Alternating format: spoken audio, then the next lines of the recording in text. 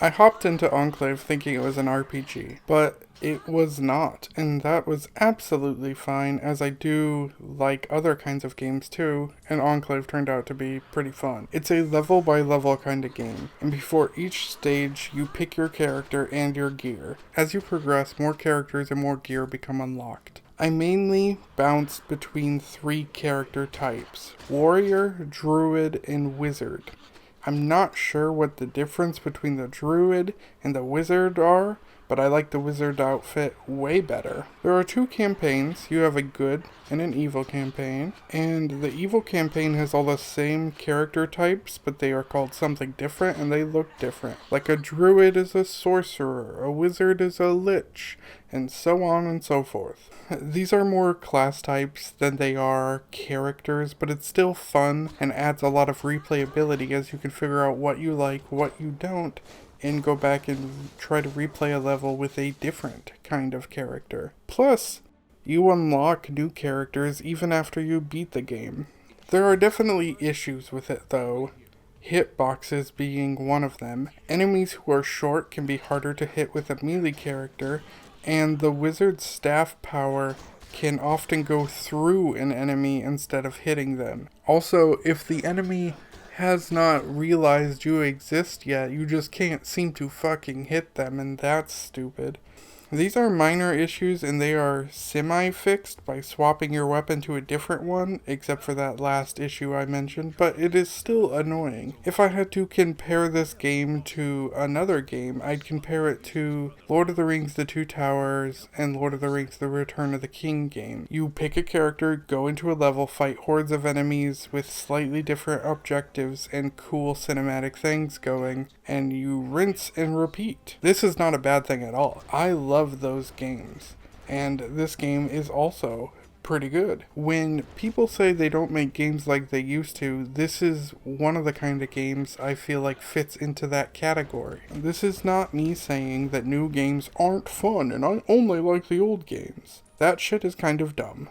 But it is me saying that certain kinds of games are less prevalent now, and certain kinds of games are more prevalent now. The kind of game Enclave is, I don't see as much. And if I do, it's not usually by a bigger studio, it's usually someone indie or just slightly above indie, you know? Enclave was honestly fun enough that I had trouble putting it down for a bit, but either the evil campaign wasn't as fun or it didn't hold my attention the way the other did, because I could feel my interest dropping. That and some of the levels were just reused areas. Story-wise, I'm not gonna lie, I don't fully know what's going on. I have like a semi-basic understanding, but the game starts with 5 minutes of exposition, and I tuned that out because I had other shit going on in life, which actually was kind of nice to do for once, because I could just kind of make up what's going on and piece together stuff and just focus on mind-numbingly killing enemies. I think that's a big charm that some very older games have, is that if I want to hop into a new game, there's usually so much tutorial, so much cutscene, so much everything before I actually kind of get into the feel of a game. Whereas, let's say I picked up a Sega Genesis game, I'm in that shit so quick, and I'm already learning and playing everything, you know? And well, this did give me 5 minutes of exposition before throwing me in. Right after that, it just kind of lets you play, and then every level after just kind of lets you play. And that was kind of nice. It let me shut my brain off for a bit and do some escaping from the stupidity of life. In short, though, story-wise, there's a wizard named Zale who got rid of a large demon thing, and then this evil lady named Mordessa wants to bring the demon back to life because she is in love with it. And to do so, she needs a virgin, and I guess the queen's daughter is a virgin, but the demon takes over and he doesn't actually love her, and so Zale has to return and kill him. It's basically that. It's pretty meh. There's probably a little more to it, but that is the bare bones version. It actually sucks when that change happens, when the demon takes over, because it doesn't really fucking tell you. I went all the way to the end of the level and then saw Mordessa and she's like, I don't need you anymore, I have my love, and then you die, and then that really ends the fucking thing, so then if you want to continue the game, you have to replay that entire fucking level over again and go to a different exit point. And I definitely see what they were going for. I just hated replaying that level over again. I didn't like the level. Combat is really fucking basic. It does not get more basic than how it is in Enclave, but it is still enjoyable. Music-wise, it's all over the place. It goes from gorgeous fantasy music to kind of haunting choruses to random rock tracks. It feels like there were too many cooks in the kitchen.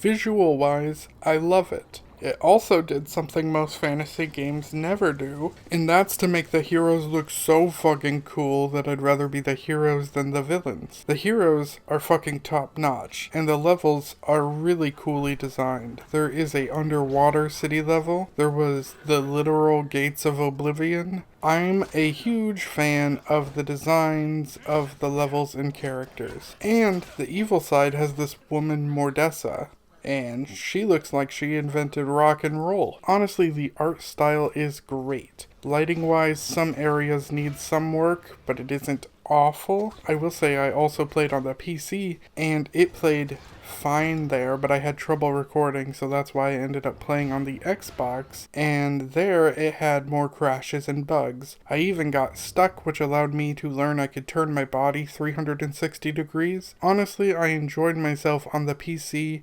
far more than I did on the Xbox, so I'd recommend that version, but Xbox does have widescreen. Now on PC, I'm pretty sure I just have Enclave, but on Xbox, the footage you see here is a remaster called Enclave HD, and honestly, this is a very bare bones remaster. It looks basically the fucking same to me as the other one, but its lighting is a little worse in places, I think? It does have a little circle thing that can appear on enemies, though, in this version that it didn't have on the PC. I don't know that that adds much, but it does help a little since you weren't as close to the screen. Enclave is also hard to find that much about, because when you search it online, you just get a whole bunch of other results, so it must not be that popular of a game. Usually I have to type in Enclave HD or Enclave Xbox for me to find out anything about it.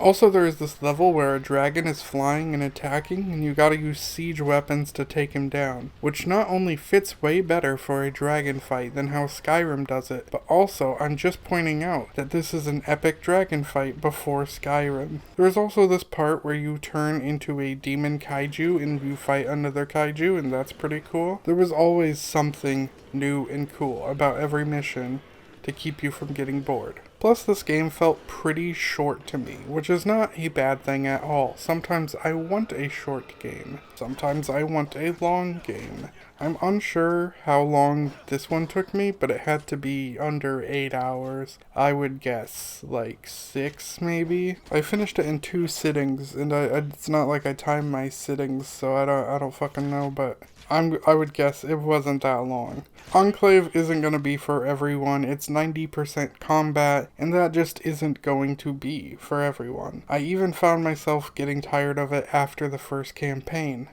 But it is still a good time, and I enjoyed it. I mean, I did just finish Street Fighter 6, so it was never going to live up to the expectations of the greatness of Street Fighter 6, but I did enjoy Enclave.